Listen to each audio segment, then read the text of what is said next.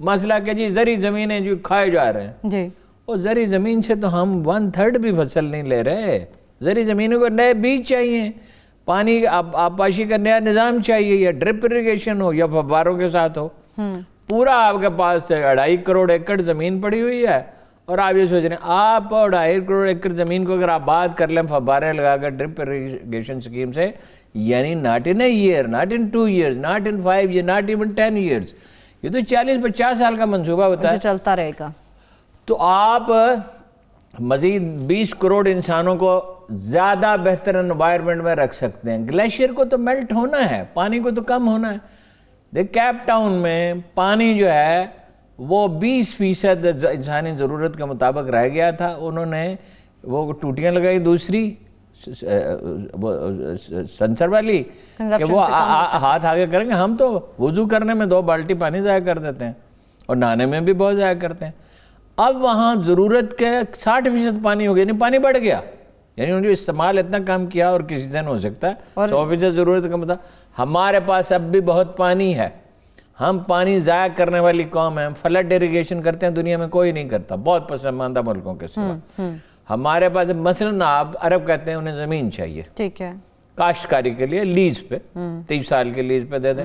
ان سے کہیں جی آپ لے لیں 50 لاکھ ایکڑ زمین لے لیں, تھر کی, چولستان کی, اور 50 لاکھ ایکڑ پہ آپ ہمیں فوارے لگا دیں. آپ کا بچہ 90 لاکھ, یہ چینی چاہتے ہیں 90% پانی بچ گیا. ٹھیک ہے, اب وہاں بھی ان سے کہیں آپ فوارے ہی لگائیں گے تو دونوں جگہ کے سیراب ہونے کے بعد کم از کم 80%, یہ لیں کم از کم چلیے 60-70% پانی اور بچ گیا.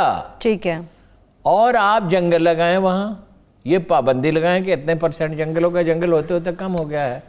ابھی اسلام آباد کو ایکسپینڈ ہونا ہے, انڈسٹری وہاں ہے نہیں. اب آپ نے کہا کہ آپ اسلام آباد کے شہریوں کی بات کر لیتے ہیں ہارون صاحب.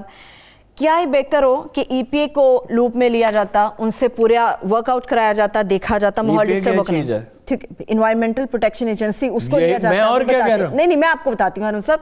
ایک جس جگہ اس کو کھڑا کرنے کا منصوبہ بنانے کی بات کی جا رہی ہے, آپ بھی جانتے ہیں اس کے آس پاس کچھ سینسیٹیو حصے بھی ہیں, ٹھیک ہے. کیا یہ تو نہیں ہوگا کہ جس طرح سے پہلے اعلانات خان صاحب کر دیتے پھر یو ٹرن لے لیتے ہیں, یہاں یو ٹرن ہوگا؟ کیا یہ مجھے نہیں پتا, مجھے نہیں پتا.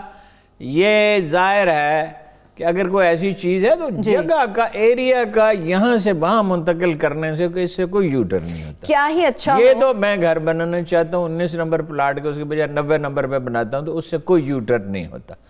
وہ کر لیں اس کو. دیکھنا یہ ہے ماحولیات کا مسئلہ ہو اور لوگوں کو سہولت کس چیز میں ہے. دیکھیں ایک بات یاد رکھیں, 2 کاموں کے لیے پاکستانیوں کے پاس بہت پیسہ ہے, جائیداد خریدنے کے لیے اور چیزیں خریدنے کے لیے. ہارون صاحب کیا ہی اچھا ہو, میں نے اپنی زندگی کے چند قیمتی سال اس شہر میں گزارے ہیں, آپ نے لمبا عرصہ, اور بہت سارے لوگوں کی کئی نسلیں اس شہر میں آباد ہیں.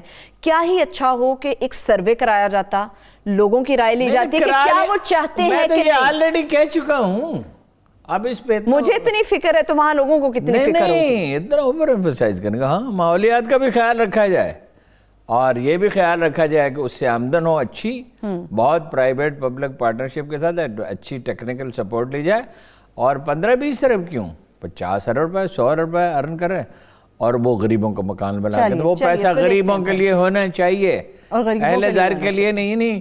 وزیر بڑی بڑی گاڑیاں لے لیں, سیکٹری لے لیں, اور جناب اور لوگ بینیفٹ کریں. کنسٹرکشن کمپنیاں تو خیر ان کو فائدہ ہوگا ہی جو کریں گی. اس کا الٹیمیٹ سرکاری خزانے کا ہدف یہ ہوتا ہے غریب آدمیوں کو فائدہ پہنچے, یعنی گنے چنے خاندانوں کو نہیں, چند ہزار چند لاکھ کو نہیں.